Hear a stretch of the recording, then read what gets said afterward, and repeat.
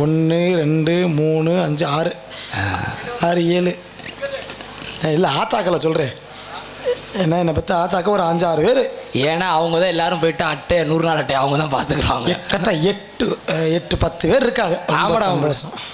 இந்த 10 பேர் எதுக்கு உட்காந்துருக்கான்னு எனக்கு இப்போ தான் புரியுது. எதுக்கு உட்காந்துருக்காங்க? ஊரே இருந்துச்சு, பாதி பேர் வீட்டுக்கு போயிட்டாங்க. சரி, என்ன காரணம்? என்ன காரணம்? நாடகத்தை நல்லாத்தான் நடத்துவாங்கன்ற நம்ம மேலே நம்பிக்கை வச்சு வீட்டுக்கு போயிட்டாங்க. ஆமாம், இவங்க 8 பேரும் நம்ம மேலே நம்பிக்கை எல்லாமே உட்காந்துருக்காங்க. விடிய விடிய என்னதான் பண்ணுறாங்களா, கொடுத்த காசுக்கு சரியாக நடிக்கிறாங்களா இல்லை கம்பி நீட்டிடுறாங்களா, ஆமாம் அப்படின்ட்டு அறகுறையாக உட்காந்துருப்பாங்க. நம்ம ஊர் ராமப்பில் அதான் பெற்ற ஆத்தா அப்படியே உட்காந்துருக்க. விடிய விடிய இருங்க, நீங்கள் நல்லா இருப்பீங்க. ஏன் அவங்க நல்லா இருக்கு? குடும்பம் பட்டி பெருகி பால் பானை வாங்கி நோய் நொடி இல்லாமல் வாழணும். என்னை பற்றி ஐயாக்களுக்கு ரொம்ப நன்றி. என்ன நன்றி? ஏன்னா இந்த நாடகத்தை நடத்துறதுலாம் பெரிய விஷயம் கிடையாது. ஆமாடா, விடிய விடிய உட்காந்து பார்க்கணும்னு சொல்லி பகுமானத்துக்கு பாதி உறுப்பு ஓடுச்சு இல்லை? ஆமாம், அதுக்கெல்லாம் போகட்டும். சரி, ஆனால் இருக்கிறவங்க ரொம்ப சந்தோஷமாக நாடகத்தை பார்க்குறீங்க, இருக்கட்டும். என்னப்பா நீ மட்டும் புலந்து உட்காந்துருக்கிய? என்ன முடியலை? உனக்கு முடியலை, வேற வழி இல்லை. எனக்கு 7 மணி. சரி, இருக்கட்டும், ரொம்ப சந்தோஷம். என்னத்தா ஆத்தாக்கா தூக்க வழியிலத்தா?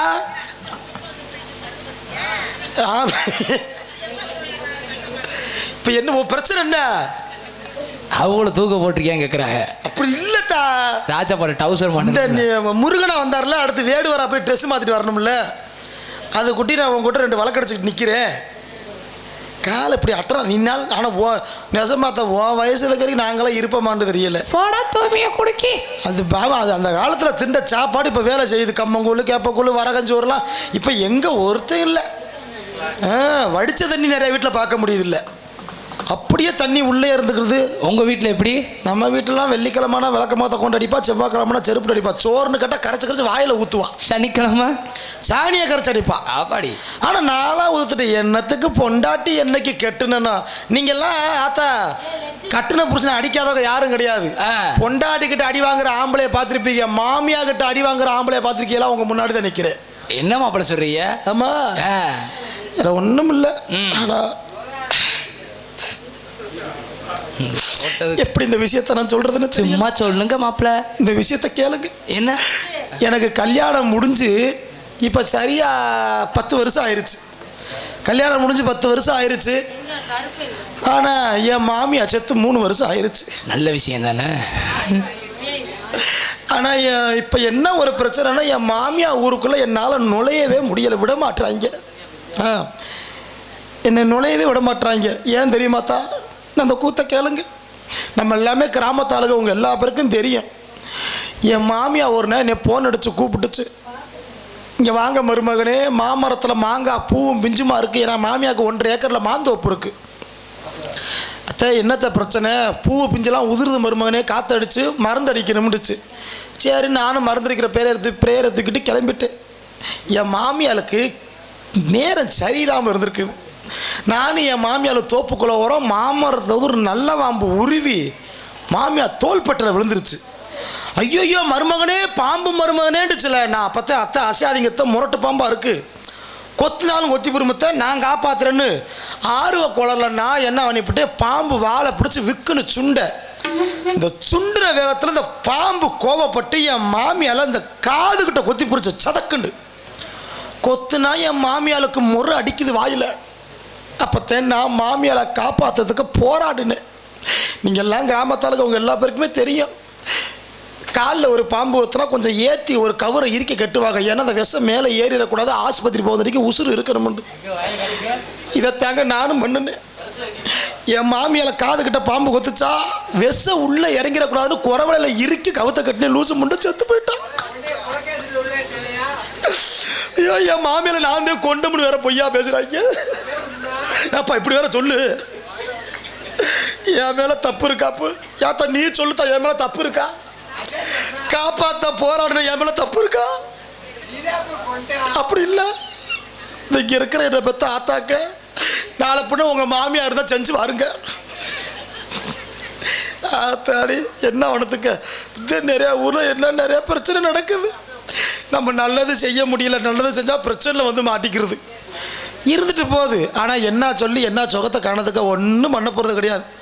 நானும் இங்கிட்டு இருக்க ஆள் அந்த அந்த ஆத்தால உசுப்புத்தா ரொம்ப நேரமாக இப்படியே படுத்து கிடக்கு. அப்படி படுக்க சொல்லு, குறுக்கு பிடிச்சி கிடிச்சுக்கிற போது அப்படியே நீனு வேலை பார்த்து தகத்துருக்க உசு பண்ணுற மண்டை தட்டி உசுப்புத்தா ஆத்தா புழுக்கல் வச்சால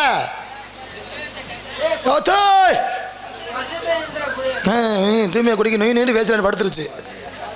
எந்திரித்தேன் பெரிய சேட்டு மக மாதிரி புலந்து படுத்துருவேன். வீட்டில் போய் தூங்கத்தர போகிறேன். எந்திரித்த ராசாத்து எந்திரி. என்ன வண்ணத்துக்கு நான் வந்த இடமும் சரியில்லை, வாக்கப்பட்டதும் சரியில்லை. இன்னொரு மாமியார் அதற்கு சொல்லவா வேணாம், செருப்பு அடிப்பிய, அது ரொம்ப மோசமாக இருக்கும்.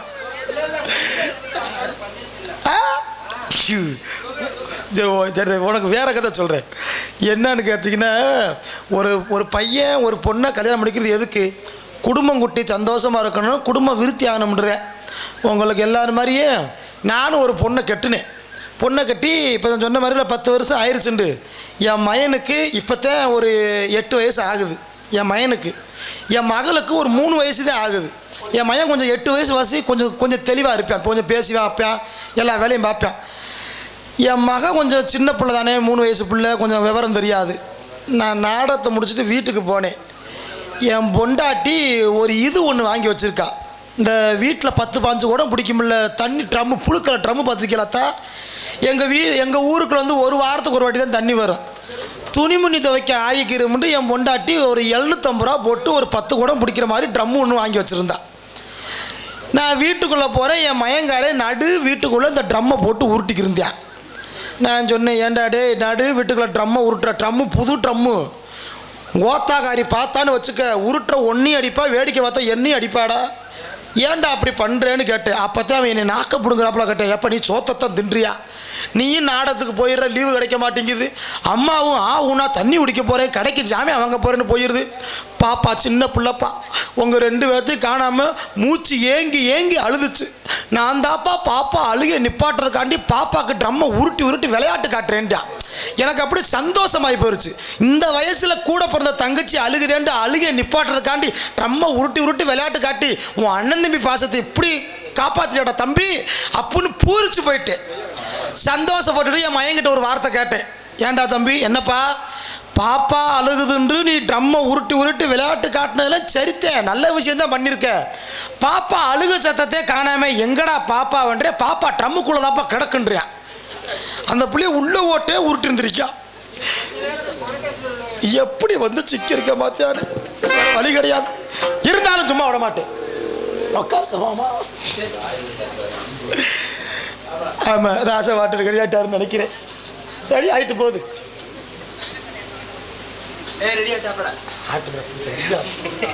கிடைக்கிற பாட்டு